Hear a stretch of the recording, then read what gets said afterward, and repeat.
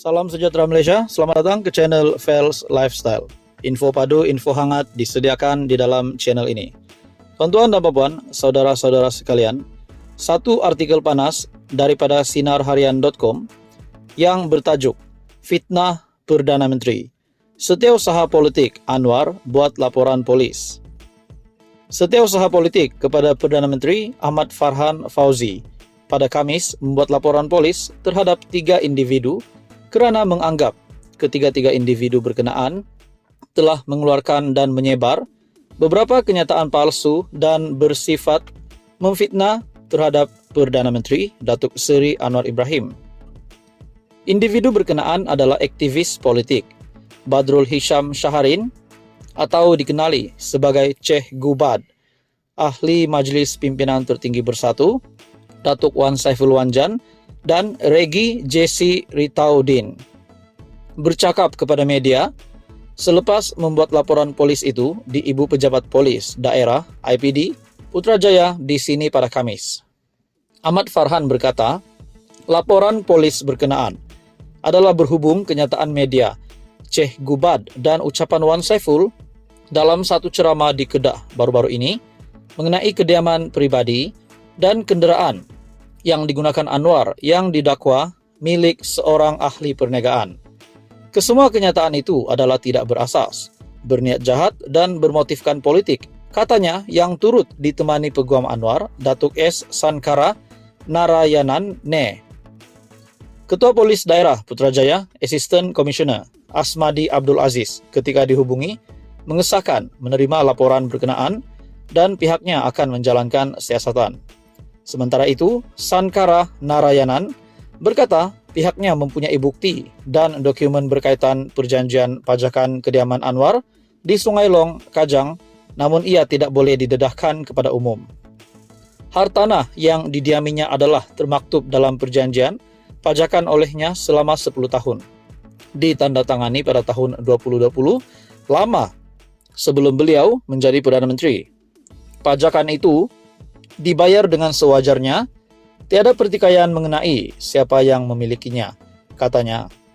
Di artikel ini saudara-saudara menyebut bahawa satu unsur yang negatif terhadap Perdana Menteri, iaitu fitnah Perdana Menteri, akhirnya setiausaha politik kepada Perdana Menteri Datuk Seri Anwar Ibrahim membuat laporan polis. Dan ini sudah pasti kejutan besar kepada kepimpinan Perikatan Nasional dan sudah pasti kepada 3 individu, di mana menganggap ketiga-tiga individu berkenaan yang mengeluarkan dan menyebar beberapa kenyataan palsu dan bersifat memfitnah terhadap Perdana Menteri Datuk Seri Anwar Ibrahim, di mana individu berkenaan adalah aktivis politik Badrul Hisham Shaharin atau dikenali sebagai Ceh Gubad, Ahli Majlis Pimpinan Tertinggi Bersatu Datuk Wan Saiful Wanjan dan Regi Jesse Ritaudin. Sekian saja info hangat, jangan teruskan bersama di dalam channel ini. Jangan lupa tekan butang like, share dan subscribe. Salam sejahtera Malaysia, selamat datang ke channel Fels Lifestyle. Tuan-tuan dan puan yang dihormati sekalian, sudah pasti bahang pilihan raya negeri yang bakal dilaksanakan pada bulan Ogos ini semakin hangat, di mana setiap parti yang menghantar calon menyediakan jentera parti masing-masing.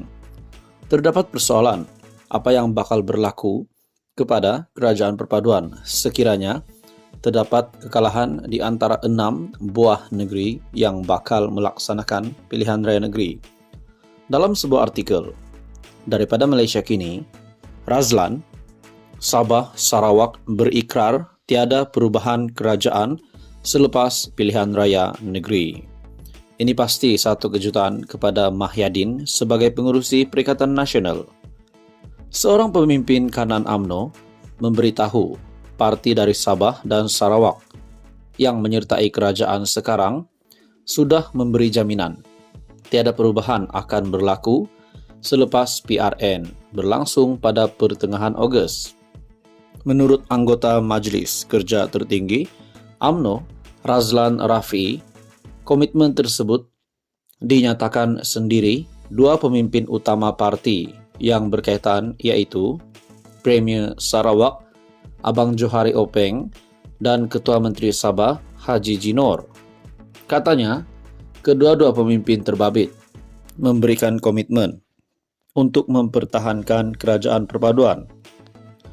Telah diputuskan tema PRN kali ini ialah perpaduan demi kestabilan dan kemakmuran.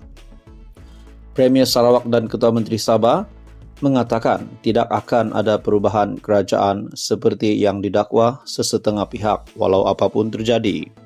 Justru, matematik politik hari ini menunjukkan ia tidak akan membawa kepada berlaku pertukaran kerajaan berdasarkan komitmen diberikan Premier Sarawak dan Ketua Menteri Sabah, katanya kepada Malaysia Kini. Sebelum ini, dalam kempennya menjelang PRN pada 12 Ogos nanti, PN dilihat membawa naratif bahawa akan ada pertukaran kerajaan jika PHBN berjaya ditewaskan di Selangor, Pulau Pinang dan Negeri Sembilan. Malah beberapa pemimpin pembangkang seperti pengurusi PN Selangor, Azmin Ali, memberitahu penyokong mereka kerajaan pimpinan Perdana Menteri Anwar Ibrahim akan jatuh selepas PRN nanti. Razlan yang juga setiausaha politik timbalan Perdana Menteri Ahmad Zahid Hamidi berkata, kepimpinan parti politik dalam kerajaan perpaduan mengutamakan kestabilan dan kemakmuran demi memperjuangkan nasib rakyat. Katanya mereka tidak lagi mahu melihat rakyat terkesan akibat permainan politik sesetengah pihak yang ingin kembali ke Putrajaya. Jadi saya nasihatkan pemimpin PN, berhentilah membohongi rakyat, kononnya akan ada perubahan kerajaan selepas PRN. Kita mahu wujudkan perpaduan ke semua ahli parlimen untuk mendapatkan kestabilan dari sudut ekonomi dan masa depan rakyat, katanya lagi. Sejak 2018, parti-parti dari Sabah dan Sarawak selalu menjadi perhatian ramai apabila isu pertukaran kerajaan dibangkitkan. Hal itu kerana berdasarkan keadaan semasa, penyertaan dari kedua-dua negeri berkenaan memberi pengaruh besar kepada kedudukan sebuah parti di parlimen.